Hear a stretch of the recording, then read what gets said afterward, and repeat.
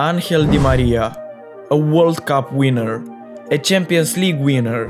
Hell, he's a champion in general. He has played with the GOATs, with Ronaldo and Messi, and he never looked intimidated. Di Maria never gives up. He is a winner. In 2014, he even took injections so he could play in the World Cup final. It was all he wanted. He almost achieved his dream, but the coach didn't want to start him because Enzo Perez was 100% healthy, which means that Di Maria had to watch Argentina lose from the bench, without the ability of changing anything. But when he was a kid, he didn't even dream of reaching the World Cup final. His life was very difficult from the start, as he grew up in a very poor family. They used to live good in the beginning, until his father decided to do a good deed for his friend and signed a guarantor for his friend's house. The guy failed behind his payments, so the bank went straight to Di Maria's father, who had to feed his family and pay for another house which wasn't even his. He had to do something, so he turned their house into a shop. They sold cleaning stuff, which was way cheaper than the ones selling in the store, and the business was doing very good. Until one day when Di Maria almost died. He almost got hit by a car. When he exited his family's shop to go exploring, he went right in the middle of the street. And if it wasn't for his mom who dragged Angel back, I wouldn't make this video right now. Fortunately, everything was good, but his family had to close the shop as it was too dangerous. His dad still had to find a way of bringing food to the table though, and he found a way in the end. He delivered coal to a truck that later did the shipping, but they were so poor that his dad couldn't even afford to sell coal.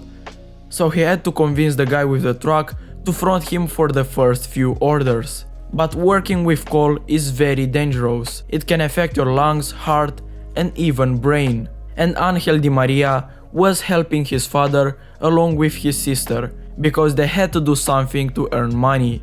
They had no other choice, and that's when football saved him and his family. Angel was a hyperactive kid, and when his mom took him to the doctor simply said that he should practice a sport.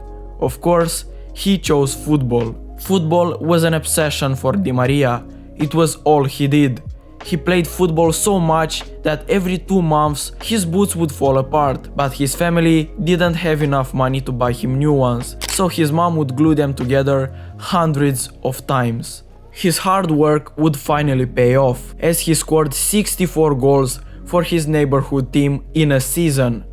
The radio station noticed this, and they wanted to interview Angel Di Maria, but he was too shy.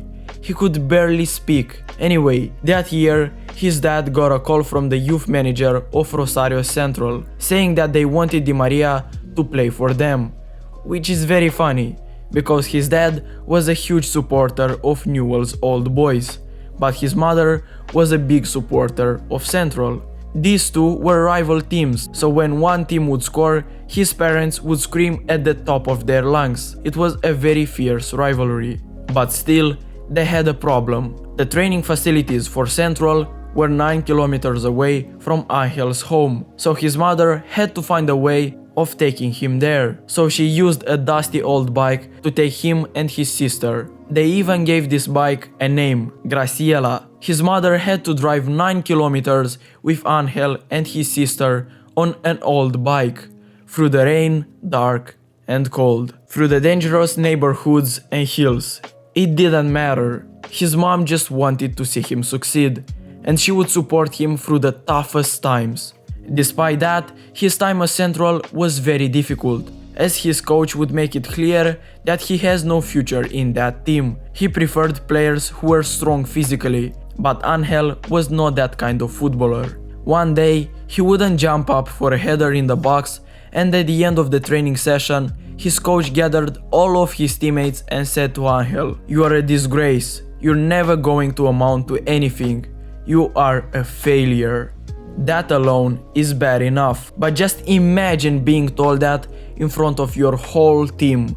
The coach didn't even finish what he wanted to say, but Di Maria was already crying. When he went home, he didn't talk to anyone. He just sat in his room alone, crying. He didn't want to go to school, he felt humiliated and all the confidence was lost. But his mom always supported him, so she told him to go back to training and prove to his coach that he was not a failure. Angel went back to training and something incredible happened. His teammates didn't make fun of him, instead they helped Di Maria into feeling better. The defenders let him win aerial duels, they took care of him. Still, he wasn't in the senior team at Central, and time was running out, as his father told him that if he doesn't go pro in 1 year, then he will have to work with him and make charcoal. In December, in the very last month, he made his debut for Central in the Primera División. So eventually, he got his chance. And once you have a golden opportunity, you can't miss it. That is what successful people do. They take every opportunity they get. And Di Maria was no different. In 2007, after he played in the Under-20 World Cup with Argentina, he finally came in the limelight, and one club wanted him the most, Benfica. His iconic celebration appeared there, in Portugal. And here is the full story. Did you know? Angel Di Maria's heart celebration has a deep meaning behind it. People might think that it's just a simple way of telling the fans, I love you.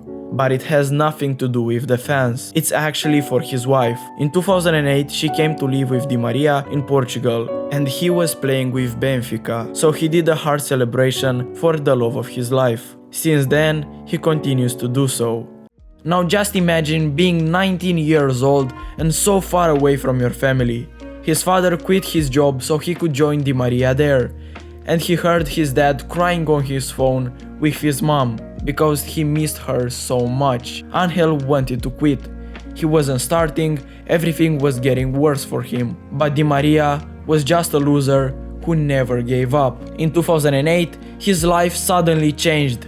He got a call up to play for Argentina in the 2008 Olympics, and there he met an alien, Lionel Messi. He had so much fun playing with him. Di Maria even said, "It was the most fun I've ever had playing football. All I had to do was run into space. I would start running and the ball would arrive at my feet. Like magic. Leo's eyes don't work like your eyes and my eyes work.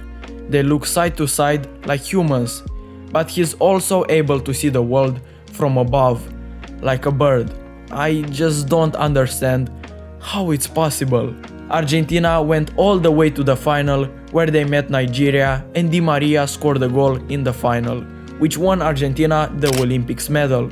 It was finally time for Di Maria to enjoy success. He suffered so much, but things were getting better. Upon returning to Benfica, he showed the world what he's capable of. In 2009 and 2010, he scored 10 goals and gave 19 assists, and the football world fell in love with him. He became one of the best talents in the world. Real Madrid was the team to catch his signature. They signed him for 36 million euros in 2010. In his first season, he scored 9 goals and gave 26 assists. He also helped Real Madrid win the La Liga in 2012 and Copa del Rey in 2014. But his most desired trophy was obtained in 2013 and 2014, when Real Madrid won their 10th Champions League, La Décima. Di Maria was a crucial part in their win in the final. But regardless of that, more tragedy was coming up for him, as in 2014 Argentina reached the World Cup final. Unfortunately, Di Maria was injured, and he couldn't play, but he begged his coach to let him do so with painkillers. A letter then came from Madrid saying that he should not play in any circumstances, but he just wanted to achieve his dream of winning the World Cup with Argentina.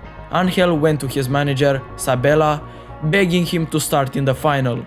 He said that he wanted to start even if that meant he would break. It just didn't matter for Di Maria. In that moment, he started to cry because he was overwhelmed, but he still didn't play in the final. He just watched how his country lost against Germany. It was a very difficult moment for him. After the World Cup, he was transferred to Manchester United for an incredible fee of 90 million euros. He flopped because of injuries, and he even wore that famous cursed number 7. As a result, PSG bought him in 2015, where he won many domestic titles, but he failed to win the Champions League in 2020, when they faced Bayern Munich in the final. He has formed a deadly partnership with Neymar and Kylian Mbappe, and is widely regarded as one of the best attacking trios in world football. But still, one trophy was missing, an international trophy with Argentina.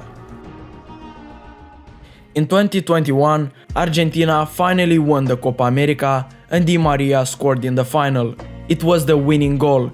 It was finally his glory moment. He helped Messi win his first international trophy, and Angel was finally at peace with his mind.